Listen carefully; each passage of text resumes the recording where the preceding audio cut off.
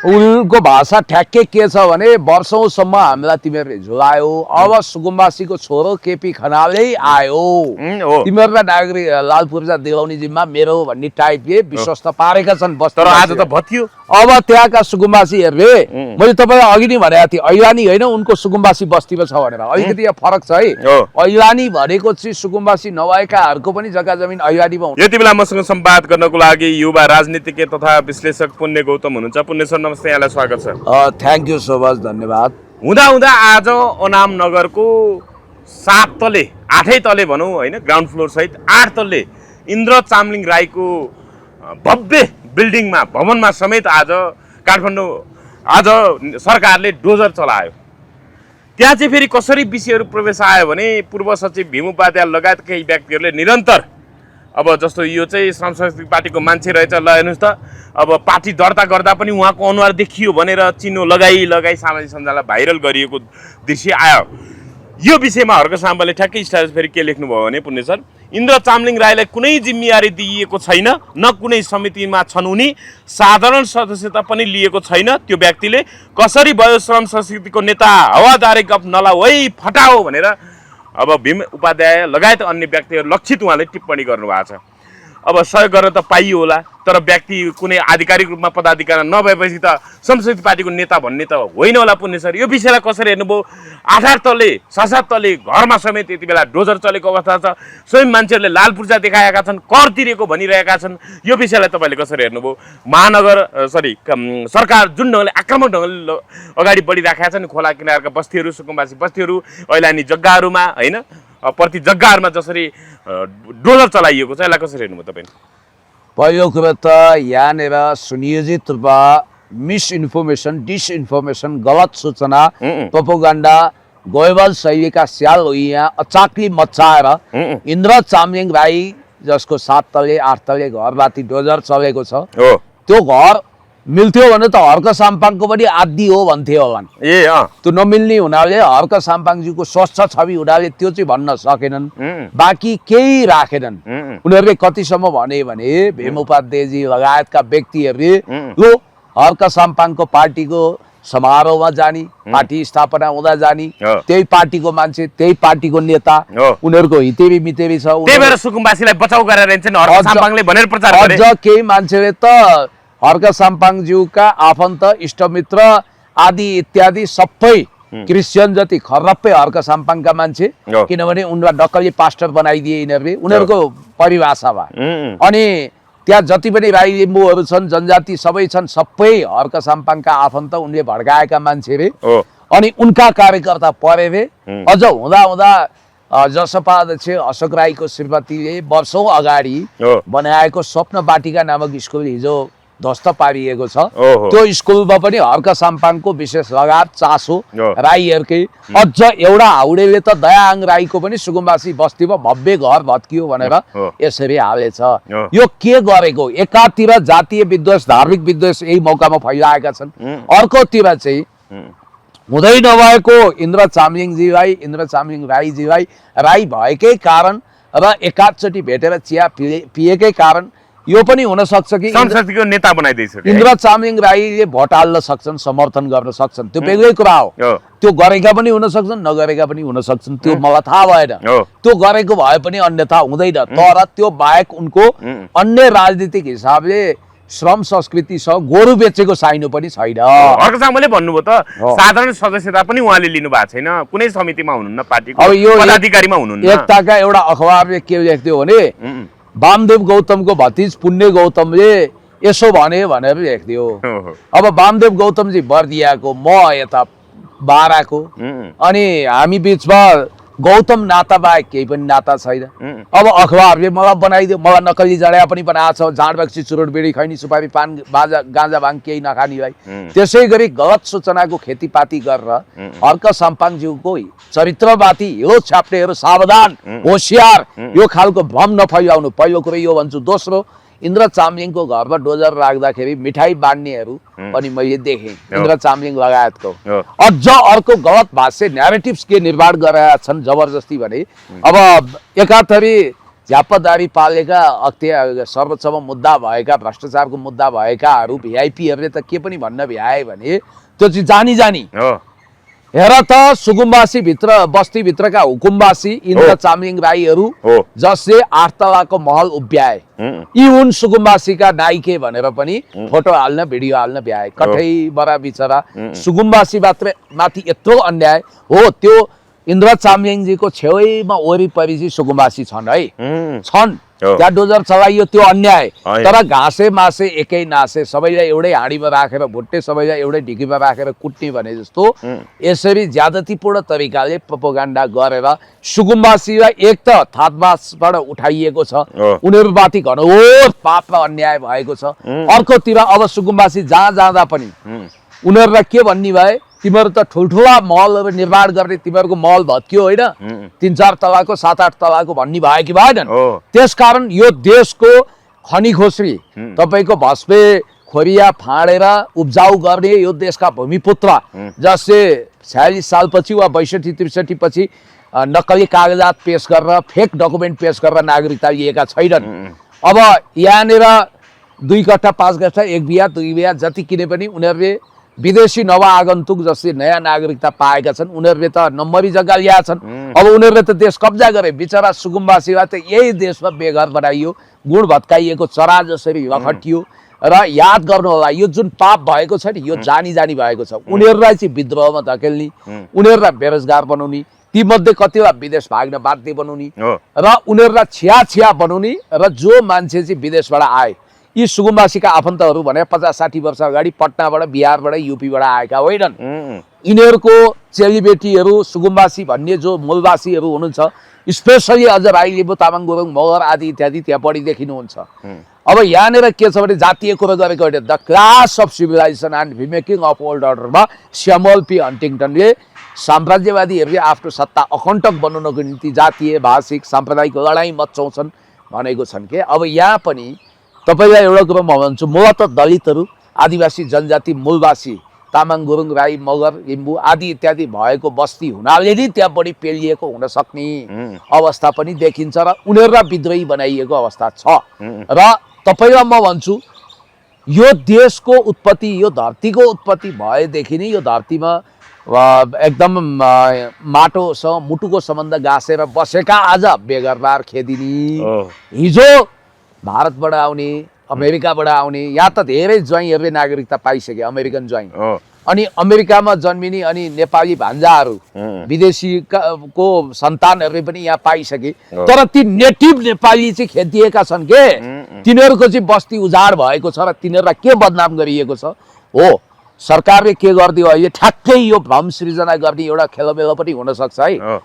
खास गरिब नितान्त सुकुम्बासीको बस्तीमा पनि डोजर चलायो अनि अतिक्रमण गरेको ठाउँमा पनि गएर डोजर चलायो हैन इन्द्र चामलिङको नि हेर्नुस् त नक्सा नै रहेछ उनले कर पनि बुझाइरहेछ राज्यलाई अब अलिकति सरकारी जग्गामा थोरै अंश पर्यो भने उनको पुरै घरै भत्काउने इन्द्र चामलिङ जस्तो अब भन्नाले सरकारको त्यो ढंगको सक्रियता देखियो म त भन्छु यो सरकारले काहीँ भत्काउनै हुँदैन थियो व्यवस्थित गर्नु पर्थ्यो व्यवस्थित कसरी भने इन्द्र चामलिङ राई जस्ता मानिसहरूले जानी नजानी अलिकति जग्गा त्यहाँ अतिक्रमण भएको होला त्यो ठाउँमा गर्ने के भने अतिक्रमित भूमि बराबरको रकम चाहिँ उनले सरकारी कोषमा दाखिला गर्नु पर्थ्यो जस्तो कति छ उनले चर्चिएको 4 आना जग्गा अतिक्रमण गरेका छन् कि 1 आना गरेका छन् कि कति त्यो सरकारलाई राज्यलाई कुनै तरिकाले कर तिर्ने हो कर तिर्ने त्यसको राजस्व बुझाउने मानौ उनले 2 आना चर्चिएका छन् त्यो ठाउँमा अहिलेको राज्यको सम्पत्ति उपभोग गरेको सञ्चालन गरेको हो बापत एक पुष्ट पटक पटक गरेर त्यसो गर्दा पनि त्यो पो राम्रो हुन्थ्यो हैन पुनि अहिले त हेर्नु त त्यहाँ कम्ती नै 100 भन्दा बढी कर्मचारीले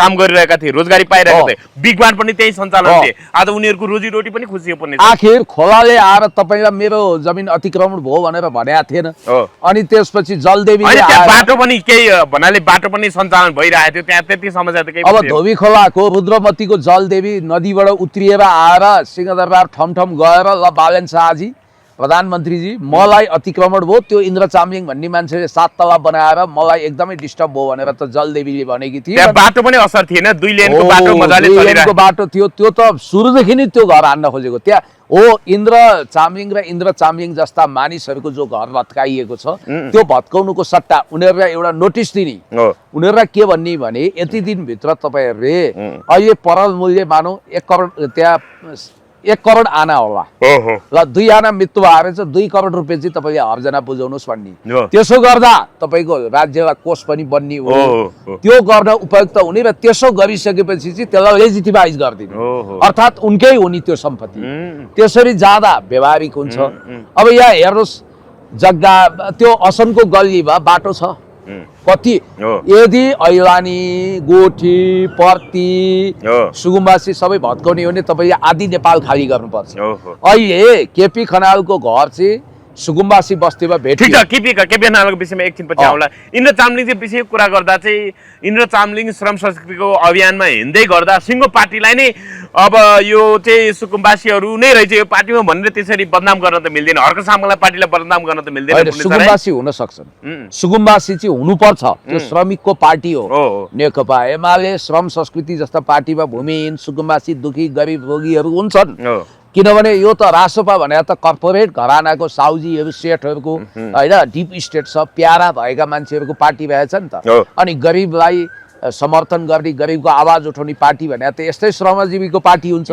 अब मैले इन्द्र चामलिङ राईकै उदाहरण दिन्छु, मेरो पनि भेट भएको छ एकचोटि उहाँसँग, मैले पनि कुरा गरेको थिएँ। उहाँले बकैदा मेरो सबै लाल पूर्जा छ, सबै छ भन्नुभएको थियो, उहाँले देखाउनु पनि भयो। अलिकति जग्गा चाहिँ त्यहाँ परेको रहेछ, अब कहाँ परेको छैन, धेरै ठाउँमा त्यस्तो जग्गा परेको छ। खोज्दै जाँदा बुझ्दै जाँदा यो त 22 साल पछिको नापी हो। फेरि त्यतिखेरको नापी यति अव्यवस्थित भएछ कि आँकडा जग्गाहरू अब नम्बरीको रूपमा पूर्जा आउन बाँकी ठिक्क परेका जग्गा कति छन्, आँकडा ऐलानी जग्गा कति छन् भोग चलन गरेर चर्चिएर बसेको, अनि सुकुम्बासी बसेको पनि लगभग ऐलानी जस्तै हो, त्यो जग्गा कति छ, त्यसको सही आँकडा निकाल्दा सरकारले के गर्नु पर्थ्यो भने आँकडा जग्गामा तुरन्त लाल पूर्जा दिइहाल्ने, त्यो लाल पूर्जा बन्न मात्रै बाँकी हो, सबै भइसकेको छ। अनि ऐलानी जग्गाको नापजाँच थप गरेर त्यसलाई पूर्जा दिने उपयुक्त हिसाबले, अनि त्यसपछि तपाईँको बस्तीमा रहेका सुकुम्बासी बस्ती नहटाएर त्यहाँ हुकुमवासीहरूलाई चाहिँ आफ्नो थात थलोमा पठाउने,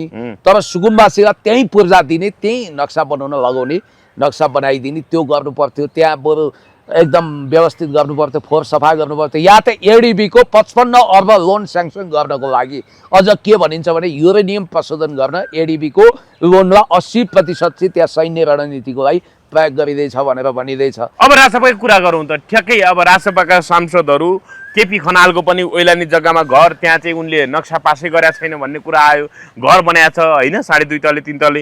अब त्यसपछि राजसभाका अर्का सांसद सागर ढकालको परिवारको घर पनि खोला मिचेरै बनाएको भन्ने कुरा छ। अब इन्द्र चामलिङहरूको घर भत्किन्छ भने सागर ढकाल अनि केपी खनालहरूको पनि घर भत्किनु पर्ला नि त भनेर पनि भन्छन्, त्यहाँ समाचार पनि आएको छ। कसरी हेर्नु भएको छ पुण्य, त्यो समाचार पनि पढेर सुनाउनुहुन्छ होला।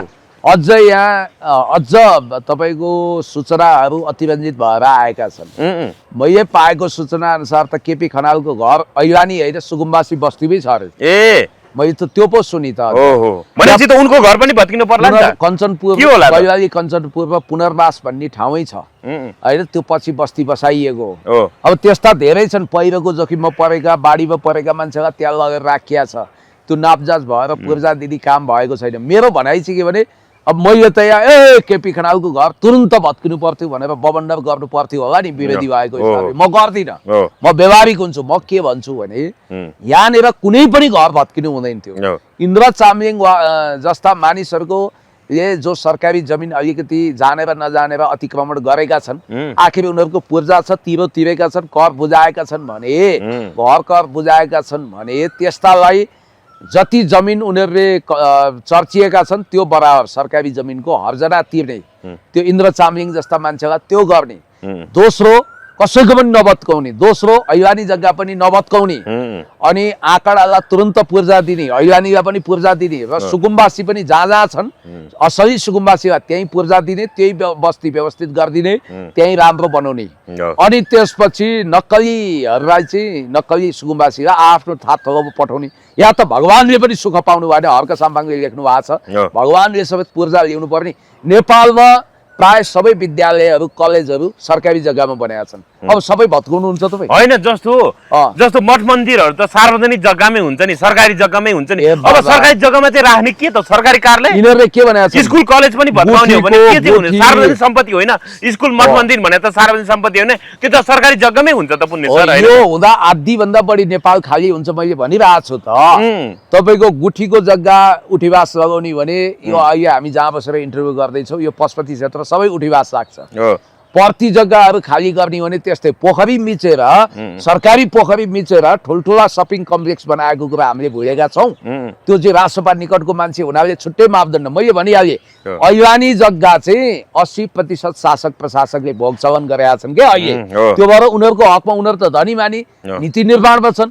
त्यहाँ यो संसदमा धेरै मान्छेको ऐलानी जग्गा छ, मन्त्रीहरूकै होला, प्रधानमन्त्रीकै आफन्तको होला, केही भन्न सकिँदैन। राष्ट्रपतिकै छ कि छैन, त्यो भएको हुनाले उनीहरू त ठुला बडा उनीहरूको हकमा छुट्टै भयो। तर साना तिना भूमिहीन असहाय अपाङ्ग ती जमिन नभएकाहरूलाई चाहिँ हेप्ने काम भयो नि त। अनि एकैचोटि डोजर चलाइदिनाले त्यही अतिक्रमित जग्गामा यिनीहरूले ठुला ठुला घर बनाए भने अब बिचरा सुकुम्बासीले खाइ नखाइ गरेर आफ्नो बस्तीमा भविष्यमा लाल पूर्जा आउला, नक्सा पास होला भन्ने आशमा यति जमिन के फेरि त्यो टाउको लोकोनी जति जमिन मात्रै चर्चिएका छन्, त्यहाँ उनीहरू स्वरोजगार छन्। होइन, सुकुम्बासीहरूले चाहिँ जग्गा हडपेको अथवा चर्चेको ओगटेको भन्ने, अनि ओइलानीवाला अलि प्रति जग्गावालाहरूलाई चाहिँ अनि भोगचलन गरेको भन्न मिल्छ त पुण्य सर? हो, त्यो मिल्छ। मोटो अर्थमा हेर्ने फिलोसोफिकल रूपमा जाने हो भने पृथ्वी नै हामीले हडपेको हो नि। होइन, अहिले अब सांसद केपी खनालको कुरा त्यस्तै आएको छ कि हामी त सुकुम्बासी होइन, हाम्रो त होइन ओइलानी जग्गामा हो, यो त अब त्यसलाई प्रति जग्गा भन्छ, 7 जग्गा भन्छ, त्यो त आउने लाल पूर्जाको लागि सङ्घर्ष गरिरहेको यो एउटा भिडियो नै हेरौँ नि त। खोला किनारामा बसेकोले चाहिँ ओगटेको, हामीले चाहिँ भोग चलन गरेको भन्ने त्यो खालको विश्लेषण गरे केपी खनालले भन्ने छ के? होइन, यो विश्लेषण मैले गरेँ कि मेरो ओगटेको होइन, यहाँ म नजरमा भन्दा अगाडि नेकपाले मैले ओगटेको हुन्छ त भने मैले म बस्दा थुप्रै मभन्दा ठुल्ठुला धनीहरू, ठुल्ठुला व्यवस्थित परिवारहरू त्यो गाउँमा त्यो क्षेत्रमा छन् नै। अब यो आफैमा एउटा कुतर्क हो। किन कुतर्क हो भने उनीहरूले चर्चेर बसेको सरकारी जमिन चाहिँ भोग चलन रे, सुकुम्बासी बसेको चाहिँ के भोग चलन नगरेर त्यो जग्गामा ओगटेको हडपेको चर्चेको भन्छ उनीहरूले। त्यस्तो त्यो परिभाषा कसरी दिनुहुन्छ? यो पृथ्वी नै मान्छेले अतिक्रमण गरे होइन, ओगटे त सबैले ओगटे हो नि त। मोटो अर्थ भयो, यो भगवानले बनाइदिए, मैले भनिहालेँ भगवानले दिएको लाल पूर्जा हो, भगवानले यो भूगोलको रेखा कोरेको होइन। त्यो विषयमा समाचार पनि पढ्नु छ पुण्य सर, के भन्छ? समाचार पनि पढ्छु होइन, तपाईँले मलाई सहयोग गर्नुभएको छ, धन्यवाद। अब यहाँनिर हेर्नुहोस्, सारा कुराहरू तथ्यमा प्रमाण आफै बोल्छन्, तथ्यको अगाडि सबै कुराहरू निरीह हुन्छ। अब यहाँनिर विचारणीय कुरा के छ भने दोहोरो मापदण्डमा त राज्य जानु हुँदैन नि त। हो, मेरो अब यहाँनिर समाचार रहेछ तपाईँको नेपाल प्रेसमा, म यहाँ तपाईँलाई पढेर सुनाउँछु। यो खुल्न अलिकति टाइम लाग्यो। खैर, मैले तपाईँलाई भन्न खोजेको कुरा यही हो कि वास्तवमा यो देशमा सुकुम्बासी गरिब भूमिहीन दिनहीनलाई ठुलो अन्याय भएको छ, ठुलो अन्याय भएको छ, उनीहरूमाथि अत्याचार भएको छ, ज्यादती भएको छ। अवश्य पनि दैविक दण्ड हुन्छ। उनीहरूले यो धरतीमा जन्मिएपछि एक चपेरी जमिन पाउनु उनीहरूको मौलिक हक हो। प्रधानमन्त्री बाबुराम शाहले सार्वजनिक तथा अतिक्रमित जग्गामा रहेका संरचना भत्काइरहँदा उनकै पार्टीका सांसद अझ उनी निकट केपी खनालको घर भएको जग्गाको पनि लाल पूर्जा नभएको पुष्टि भएको छ भनेर। यहाँ त लाल पूर्जा हुनेहरूको त घर भत्काएको छ, अनि लाल पूर्जा हुनेको ड्याङ ड्याङ भत्काएका छन्। उनको त लाल पूर्जा भत्काउनु हुँदैन, नक्सा पास छैन, लाल पूर्जै छैन। यो देशमा नेटिभ नेपालीहरूप्रति युद्धको घोषणा गरेको, नेपालीहरूलाई विस्थापित गर्न खोजेको। अब यहाँ यो लिङ्क खोल्न अलिकति टाइम लाग्यो। मैले तपाईँलाई भन्न खोजेको कुरा के हो भने सुकुम्बासी बस्तीमा छिरेर जुन ज्यादती अहिले भएको छ, जुन अत्याचार भएको छ, सरकारले जे गरेको छ, यसमा दोहोरो मापदण्ड किन? कोही बेला अत्याचारै अत्याचार, कोही बेला भने कानुनी छुट, यस्तो काहीँ हुन्छ? अब एकातिर तपाईँको सारा राज्य सत्ता कब्जा गर्ने गरी 1500 जति नियुक्तिहरू खारेज गरेर आफ्नो हात जगन्नाथ गर्नको लागि अध्यादेश ल्याएको छ र अध्यादेशको राज चलाइरहेको छ। राष्ट्रपतिमा महाभियोगको तर्रार देखाएर तर्साइएको छ। राज्य उनीहरूले लगभग कब्जा गरेको स्थिति छ। यो अवस्थाले नेपाल कहाँ जान्छ? एउटा डिप स्टेटको म्यानेजमेन्टमा जान सक्ने, बफर स्टेटको स्ट्याटसमा हुन सक्ने नक्सा पास बिनै राष्ट्रपा सांसद केपी खनालको 3 तले घर, जग्गाको पनि छैन पूर्जा। कैलाली प्रधानमन्त्री बालेन्द्र शाहले सार्वजनिक तथा अतिक्रमित जग्गामा रहेको संरचना भत्काइरहँदा उनकै पार्टीका सांसद केपी खनालको घर रहेको जग्गाको पनि लाल पूर्जा नभएको पुष्टि भएको छ। कैलालीको लुम्की चुहा नगरपालिका 1 बस पार्क नजिकै निर्माणाधीन घर पनि सार्वजनिक ऐवानी जग्गामा रहेको छ। ऐवानी जग्गामा निर्माण गरिएको उनको घरको नक्सा पास पनि छैन। प्रधानमन्त्री शाहले नक्सा पास र लाल पूर्जा नभएको संरचनामा कारबाही गरिरहँदा उनी निकट रहेका उनकै पार्टीका सांसद खनालको घर पनि नक्सा पास बिना बनेको खोलेको हो। केपी खनालका बुवाआमा अब खगेन्द्र सुनारले पनि सुकुम्बासी भनेका छन्। बस्तीमा उनको घर छ कि? केपी खनालका बुवाआमा लामो समयदेखि भारतमा मजदुरी गर्छन्। अहिले पनि उनीहरू भारतमै छन्। बुवाआमाले भारतमा कमाएको पैसाले कैलालीको लम्कीमा घर बनाएको केपी खनालका स्वकीय सचिव हर्क पुनले बताए। तर घरको पूर्जा नभएको उनको भनाइ छ। उहाँको घर ऐवानीमा भएको कुरा सत्य हो, तर अतिक्रमण गरेर बनाइएको होइन। त्यो पनि उहाँका बुवाआमाले आफ्नै लगानीमा बनाउनु भएको हो। कैलाली यहाँनिर के छ भने कैलाली क्षेत्र नम्बर 2बाट प्रतिनिधि सभामा निर्वाचित खनालले निर्वाचनकै समयमा आफूलाई सुकुम्बासी र ऐवानी जग्गामा बसोबास गर्ने उम्मेदवार भन्दै चिनाउँदै आएका थिए। लाल पूर्जा नभएको सुकुम्बासीको छोरो उम्मेदवार भएको भन्दै मतदातालाई बताइरहेका थिए। यो एउटा भिडियो पनि रहेछ, यो पनि सुनौँ। वर्षौँसम्म लाल पूर्जाको नाम लिएर उनीहरूले केवल हाम्रा आमा बुवालाई लाल पूर्जा दिन्छौँ भनेर भोट मागे। अन्य पार्टीका उम्मेदवारलाई सङ्केत गर्दै उनले भनेका थिए। आज त्यही लाल पूर्जा नभएको छोरो उम्मेदवार बनेर आएको छ। आफूलाई भूमिहीन बताउँदै आज भूमिहीनहरूको समेत समर्थन जुटाएर उनी सांसद निर्वाचित भएका थिए। अहिले आफैले मापदण्ड विपरीत नक्सा नगरेरै ऐवानी जग्गामा बनाएको घर बनाएको खुलेको हो। लुम्की चुहा नगरपालिका प्रमुख सुशीला साईले सांसद खनालको घर अव्यवस्थित बसोबास क्षेत्रमा रहेको र लाल पूर्जा नरहेको बताइन्। उनले भूमि आयोगबाट नक्सा पास भएर सबै प्रक्रिया पुरा भएको भए पनि लाल पूर्जा भने जारी नभइसकेको बताइन्। उनले घरको नक्सा पास नभएको समेत बताइन्। माननीयज्यूको घर भएको क्षेत्रको पूर्जा छैन। हामीले भूमि आयोगबाट सबै काम भने गरिसकेका छौँ, तर पूर्जा जारी भइसकेको अवस्था छैन। उनले भनिन् ऐवानी जग्गामा बनाएको घरको नक्सा पास हुने कुरै भएन। त्यो घरको कुनै पनि नक्सा पास छैन। कैलालीको लम्की क्षेत्रमा सांसद खनाल मात्रै ऐवानी जग्गामा बसिरहेका छैनन्। भूमि समस्या समाधान आयोग कैलालीका अनुसार लुम्की चुहामा मात्रै 16,500 अव्यवस्थित परिवार छन्। त्यहाँ थप 1,226 भूमिहीन दलित तथा 1,918 भूमिहीन सुकुम्बासी छन्। जिल्लाभरको अवस्था झन् विकराल छ। आयोगको तथ्याङ्क अनुसार जिल्लामा 1,40,348 परिवारले भूमिको लागि निवेदन दिएका छन्। सरकारले भूमिहीनहरूको समस्या समाधान गरेर अतिक्रमित वा सार्वजनिक क्षेत्र खाली गर्नुभन्दा पहिल्यै यस्ता क्षेत्रमा डोजर चलाउँदा राष्ट्रपाकै सांसदको घर पनि सुरक्षित रहने वा नरहने चर्चा भइरहेको छ भन्ने समाचार आएको छ। र यसले के बुझाउँछ भने हामीले चाहिँ के एकदमै पूर्वाग्रही नभइकन सन्तुलित ढङ्गले इमान्दार भएर के कुरा गर्नुपर्छ भने हो अब लड्नुपर्ने ठाउँमा त यिनै केपी खनालहरू आए, अब सङ्घर्ष गरौँ न बालेन छ। यहाँनिर मलाई लाग्छ हो यो हर्क साम्पाङ र नेकपा एमाले सुकुम्बासीहरूलाई भूमिको मालिक बनाउनको लागि संसद अवरुद्ध गर्नु हो भने सांसद केपी खनालले पनि चुनाव अगाडि यसो भनेका रहेछन्। हेर्नुहोस् है, सुन्नुहोस् है। लाल पूर्जाका नाम बेचेर वर्षौँसम्म भोट दियौँ। अहिले लाल पूर्जै नपाएको एउटा केपी खनाल पनि त उम्मेदवार छ, घन्टीवालो। त्यो आफै सुकुम्बासीको छोरो हो। अब त्यसले पीडा बुझ्छ, तपाईँ भोट माग्नेले पीडा बुझ्दैन भनिदिनु होला। होइन, आफै सुकुम्बासी छोरो भनेर चाहिँ अहिले हामी सुकुम्बासी होइन, हामी फरक हो भन्छन् उनी। फेरि वर्षौँसम्म लाल पूर्जाको नाम लिएर उनीहरूले केवल हाम्रा आमा बुवालाई लाल पूर्जा दिन्यौँ भनिकन भोट मागे। आज यिनले माग्दा माग्दा माग्दा त्यही लाल पूर्जा नपाएको छोरो उम्मेदवार भइकन आएको छ। अब भोट दिने हो कि होइन, तम्रो जिम्मामा रह्यो। भनेपछि के हो पुण्य सर, यसलाई कसरी हेर्नुहुन्छ तपाईँले? होइन, उनले चाहिँ अहिले चाहिँ हामी सुकुम्बासीहरूभन्दा फरक हौँ भनेको थिए, अहिले त फेरि उनी सुकुम्बासीकै छोरो हो भनेर फेरि भोट मागेर रहेछन् हिजो त। आफै सुकुम्बासीको छोरो हो। अब उनको भाषा ठ्याक्कै के छ भने वर्षौंसम्म हामीलाई तिमीहरूले झुलायो, अब सुकुम्बासीको छोरो केपी खनालै आयो, हो। तिमीहरूलाई नागरिक लाल पूर्जा दिलाउने जिम्मा मेरो भन्ने टाइपले विश्वस्त पारेका छन्। तर आज त भत्कियो। अब त्यहाँका सुकुम्बासीहरूले, मैले तपाईँलाई अघि नै भनेको थिएँ, ऐलानी होइन उनको सुकुम्बासी बस्तीमा छ भनेर, अलिकति यहाँ फरक छ है।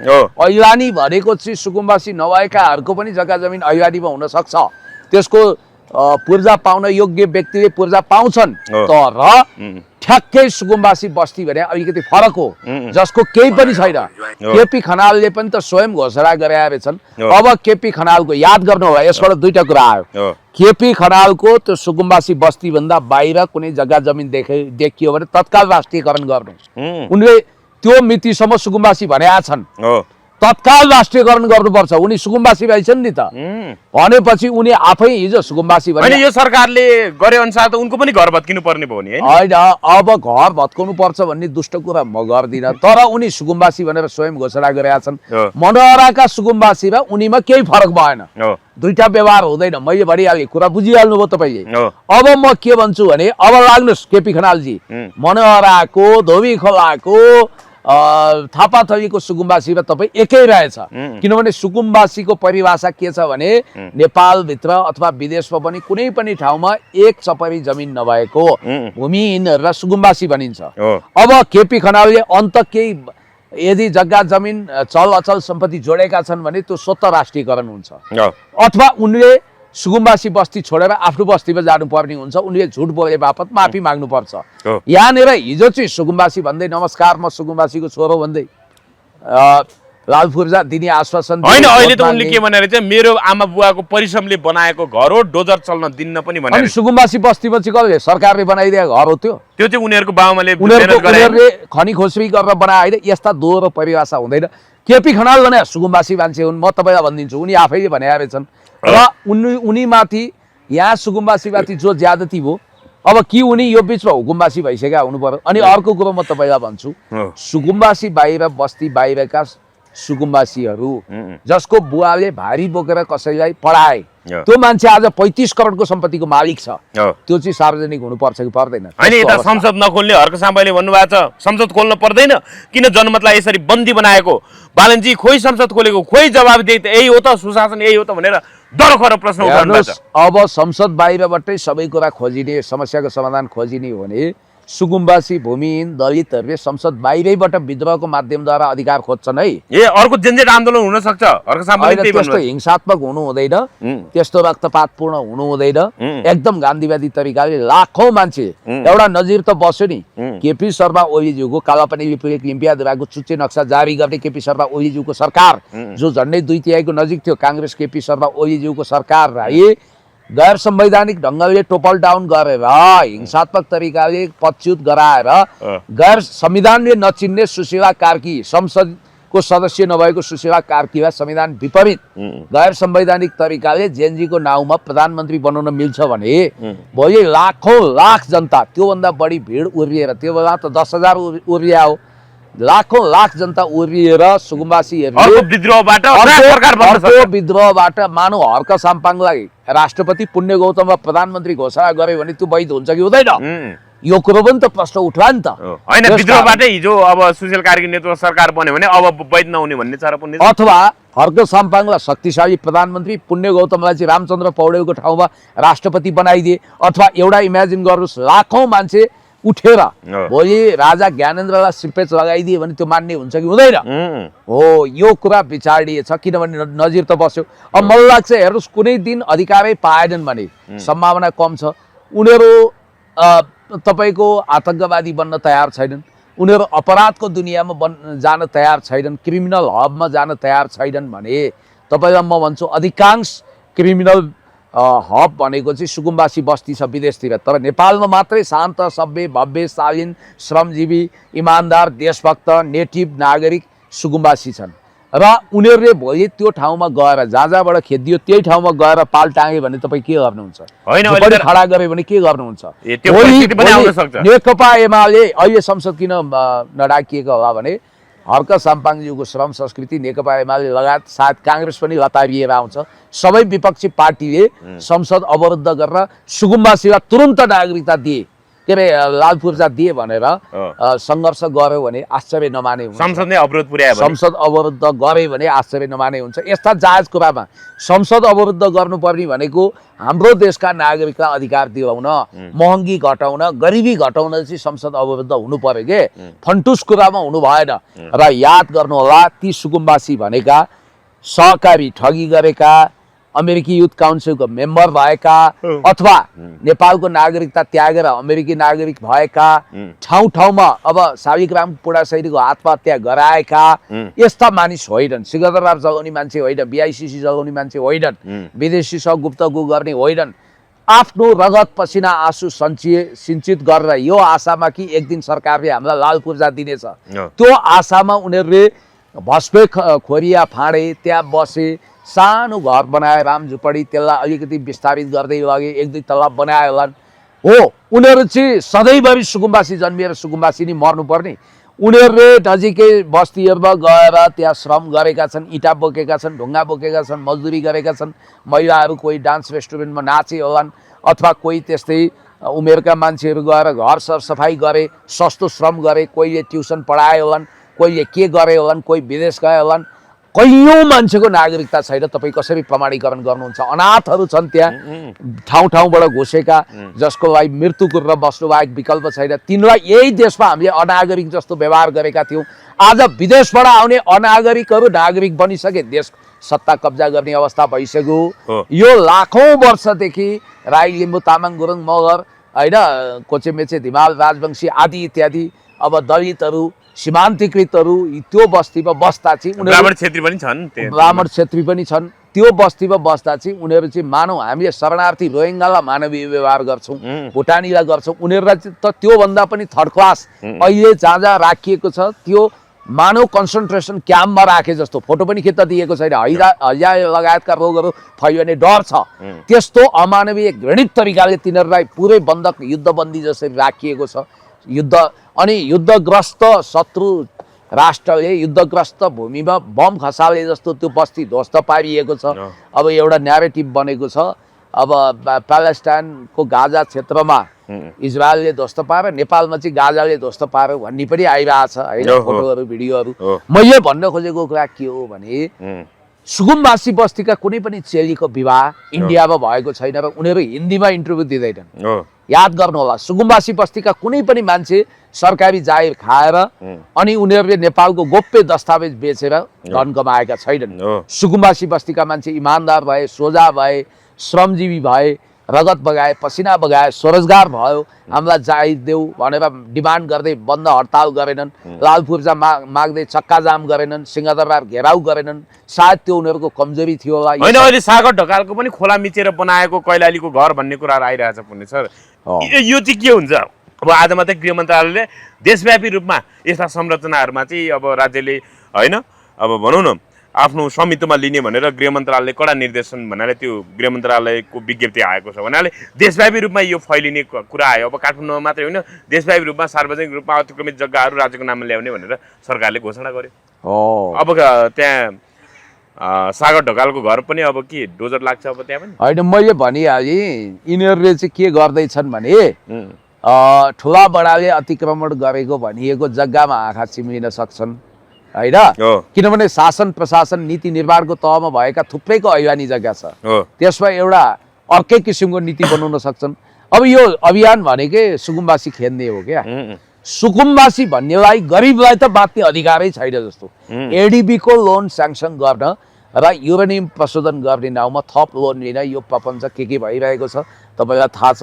आज अमेरिकी विदेश सहायक मन्त्री तारन्तार नेपाल आएको अवस्था छ, तपाईँलाई याद हो होइन? अमेरिकी सहायक विदेश मन्त्री अब समीर कलकपुर 1 हप्ता 1.5 हप्ता अगाडि नेपाल आए। त्यसपछि अहिले फेरि अमेरिकी राष्ट्रपतिका विशेष दूत होइन जर्जी गोर आए। उनी खाडी क्षेत्र एसिया क्षेत्र हेर्नेदेखि लिएर भारतका लागि अमेरिकी राजदूत समेत रहेछन्। उनले अब विभिन्न व्यक्तिहरूलाई भेटे, रवि लामिछानेलाई भेटे हिजो। के हो पुण्य सर, अहिले त फेरि गृहमन्त्रीमा सुदन गुरुङ फेरि आउँछन् भन्ने कुराहरू आइरहेछ, के हो पुण्य सर यसको कनेक्सन? हो, अब यहाँ हेर्नुहोस्, एमसिसीलाई छिटोभन्दा छिटो फास्ट ट्र्याकमा कार्यान्वयनमा लगाएर 1 वर्षभित्र सम्पन्न गर्ने दबाब छ। हो, रणनीतिक अमेरिका कानुनले हिसाबले पनि एमसिसीलाई अब 1 वर्षसम्म थप्न मिल्ने होइन हो। त्यो भन्ने कुरा कानुन अब पारित गर्यो। जियोपोलिटिकल स्ट्राटेजीको हिसाबले नेपाल बफर स्टेट बनाउन उनीहरूले खोजिरहेछन्।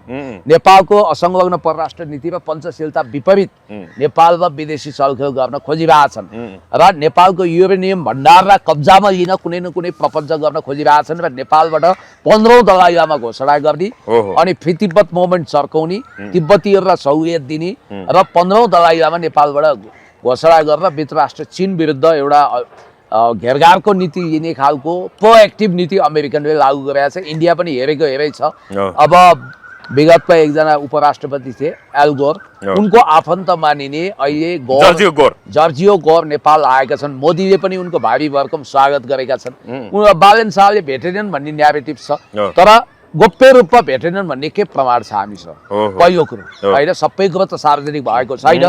अब गोप्य, हिजोका मान्छे खुल्लम खुल्ला प्यार करेंगे, खुल्लम खुल्ला वार करेंगे थे, अब सब गुपचुप होगा भन्ने टाइपले अगाडि बढेको। घण्टी छाप भन्ने त नारै थियो, चुपचाप घण्टी छाप, सबै कुरा चुपचाप। अहिले त कुमलो गएर टापाटाप भन्ने। त्यो रवि लामिछानेको चाहिँ शिरमा जम्मै दोषहरू थोपर्ने यिनीहरूले काम गरेका छन्। रवि लामिछाने पनि त्यस्तै छन्। सारा कुरो अहिलेको जति पनि समस्याहरू छ, पेन्डोरा बक्स खोलेको छ बिकज अफ रवि लामिछाने। उनी पामर राक्षी भएको हुनाले यो अवस्था आएको हो। अब रवि लामिछानेको शिरमा मुद्दाको डेमोक्रेट्सको तरबार छ। अब मैले सुनेसम्म चाहिँ हातमा टिओबीको ट्याटु भएका सुदन गुरुङ, जसले तिब्बतियन गतिविधि चर्काउनको लागि विगतमा बारबरा फाउन्डेसनबाट ठुलो रकम लिएका थिए, डलर लिएका थिए हो, उनीलाई फेरि अब एल्गोरिजमले उनलाई अनावश्यक लोकप्रिय पनि गराइहालेको छ हो। उनलाई गृहमन्त्री बनाउन र नेपाल र तिब्बतियन गतिविधिलाई आधिकारिकता दिन खोजिएको भन्ने कुरा आएको छ। तपाईलाई एउटा कुरो म भन्छु, सायद सुदन गुरुङलाई गृहमन्त्री बनाउने दबाब पनि दिन सक्छन् अमेरिकनहरूले, किनभने सबभन्दा हिजो पनि उनी डिप स्टेटकै चाहनामा गृहमन्त्री भएको कुरो लगभग ओपन सेक्रेट जस्तो भइसकेको छ। तपाईलाई म एउटा सो गर्न चाहन्छु, हो न त हिजो तपाईलाई मैले देखाइसकेँ, तर पनि यो फेरि देखाउनु जरुरी हुन्छ। तपाईले यो हातमा ध्यान दिएर हेर्नुभयो है, यो के ड्रागन छ है, देख्नुहुन्छ है, ड्रागनको चिन्ह हो। यो भनेको तिब्बत ओरिजिनल ब्लडको हो, तिब्बत ओरिजिन्स ब्लडको यो ट्याटु हो। अब तपाईको टिओबी तिब्बतवाला यो चिन्ह पनि तपाईले देखिहाल्नुभयो टिओबीको। ल हेर्नुहोस्, सेम छ हैन? हो। अब यहाँनिर अर्को तथ्य के आएको छ भने मैले तपाईलाई सुनाउनु पर्छ कि यहाँ भनिएको छ मन्त्री सुदन गुरुङले student for free Tibet SFT बाट आर्थिक सहयोग लिएको भन्ने कुरा गम्भीर प्रश्नको विषय हो। एसएफटी को मुख्य उद्देश्य तिब्बतलाई स्वतन्त्र बनाउने हो, जुन एउटा राजनीतिक एजेन्डा हो। अझै सुदन गुरुङको हातमा टिओबी तिब्बत ओरिजिन्स ब्लड को ट्याटु देखिनु झन गम्भीर शङ्काको विषय हो भनेर आएको छ। यसपछि के रहेछ यो स्टुडेन्ट फर फ्री तिब्बत भन्ने संस्था, यसको मिसन के रहेछ भने student for free Tibet SFT works in solidarity with the Tibetan people in their struggle for freedom and independence. We are a chapter-based network of young people and activists around the world through education, grassroots organizing and direct action. We campaign for Tibetans' fundamental rights to political freedom. Our role is to empower and train youth as leaders in the worldwide movement for social justice. यो भनेको चाहिँ उनीहरूको सामाजिक न्यायको मुद्दामा र तिब्बत स्वतन्त्र राख्न र तिब्बतको कथित सार्वभौमिकताको पक्षमा विश्वव्यापी ऐक्यबद्धता सोलिडारिटी निर्माण गर्नको निम्ति उनीहरूले विश्वव्यापी सञ्जाल बनाएका छन् र त्यस अन्तर्गत सक्रिय हुन्छन् भनेर यस्तो खतरनाक चीन विरोधी संस्था एसएफटीबाट उनले अनुदान लिएका छन्, उनले सहयोग लिएका छन्, डलर लिएका छन् भन्ने बित्तिकै सुदन गुरुङलाई अब तपाईले गृहमन्त्री बनाउनुको अर्थ सिधा चाइना विरुद्ध युद्धको घोषणा हो कि होइन? खुलेआम टाटु देखाउँदै हिँडेका छन्, ट्याटु देखाउँदै हिँडेका छन्। फेरि अब तपाईँ गोर्खामा जन्मिनुभयो, तपाईँ मगरको छोरो, हुन त कतिले छेत्री भन्ठान भन्, तपाईँ यति स्पष्ट बोल्नुहुन्छ। सुदन गुरुङको बोलीमा आगे पछि भन्ने लवज खुब छ। मानौ उनी या त तिब्बतमा लाहुर खान गएका थिए, त्यो उनको उमेर परिवेशले बताउँदैन, या त तिब्बती धर्मशाला इन्डियामा बसेर पढेका थिए कि केहीसम्म। अब पढाइ त उनको राम्रो छैन, एसएलसी सो सरह होला, तर उनी एकदम रहस्यमय भूमिकामा छन्। हिजो भावी बोक्नेको सन्तान हुन्, आज 35 करोड बराबरको सम्पत्ति छ भनेर भनेका छन्। कुन आधारमा बिना व्यवसाय उनले आर्जन गरे भन्ने कुरो पनि आउला। त्यस कारणले गर्दाखेरि मलाई लाग्छ देश एउटा गम्भीर सङ्कटमा गयो, तर उनलाई गृहमन्त्री बनाएर आफ्नो भेस्टेड इन्ट्रेस्ट पुरा गर्न डिप स्टेट लागिसकेको प्रतीत हुन्छ।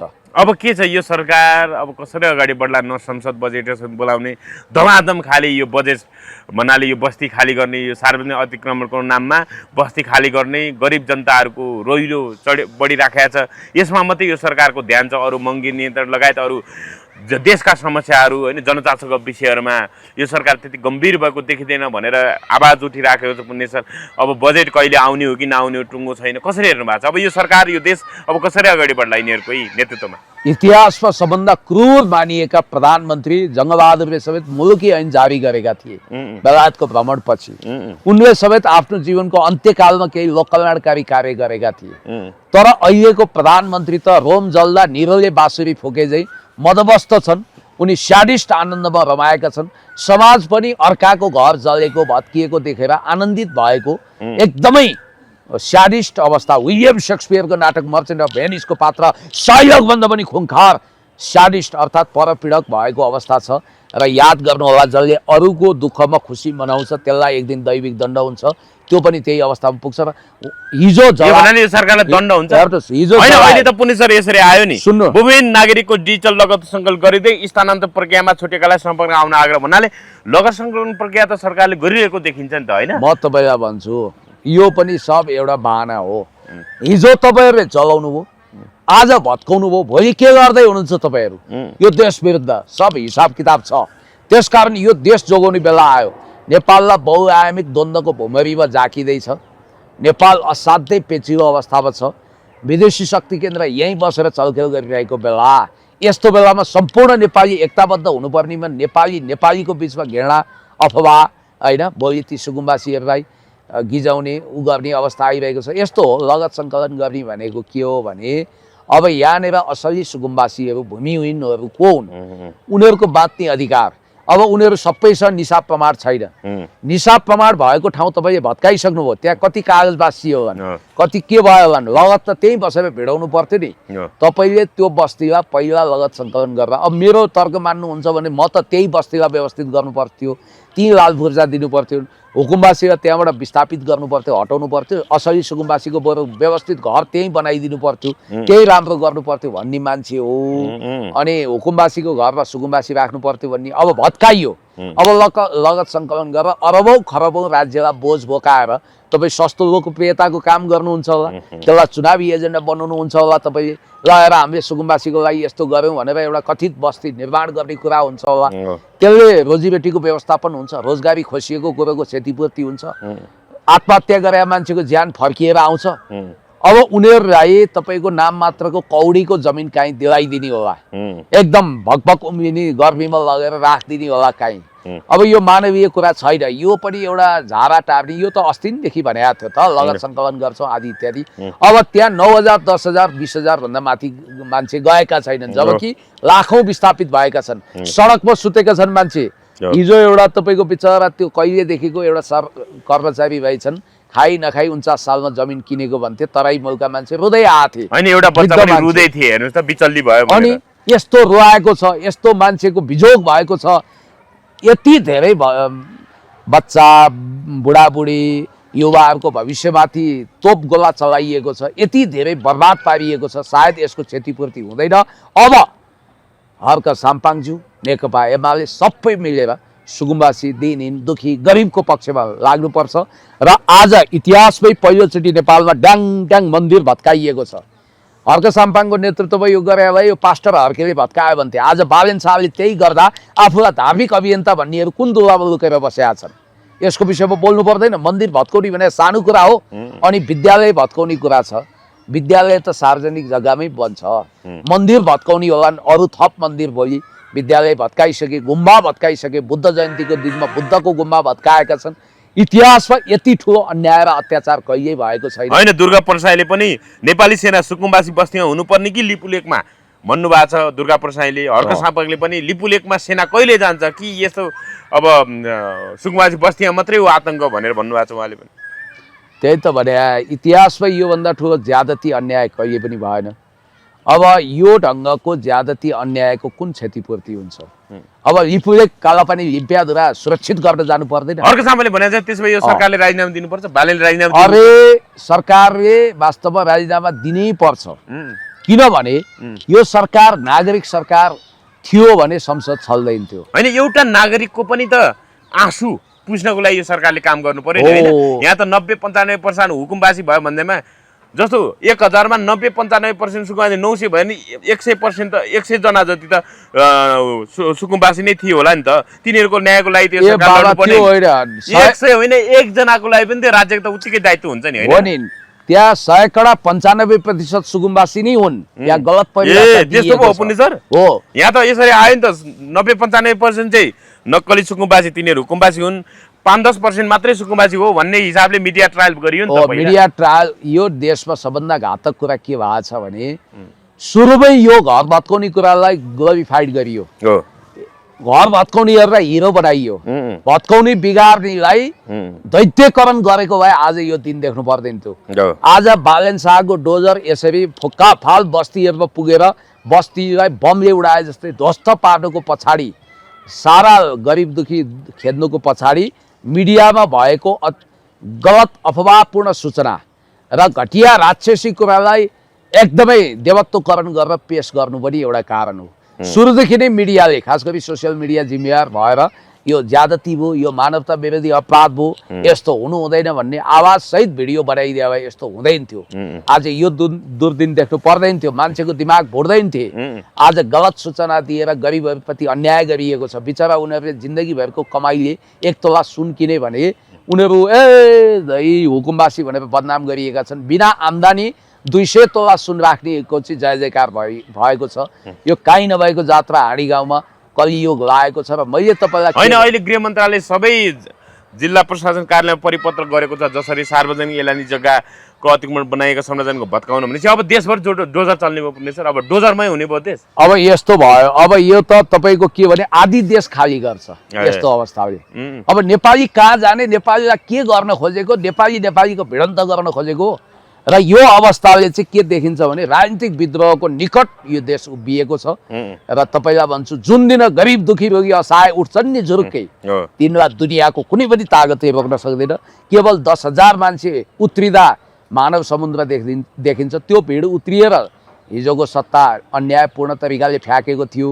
भोलि न्यायको लागि लाखौँ जनता खडा भएर जनविद्रोह गरे भने शासकहरू भाग्ने ठाउँ पनि पाउँदैनन् फेरि। हस् पुण्य सर, महत्त्वपूर्ण धन्यवाद।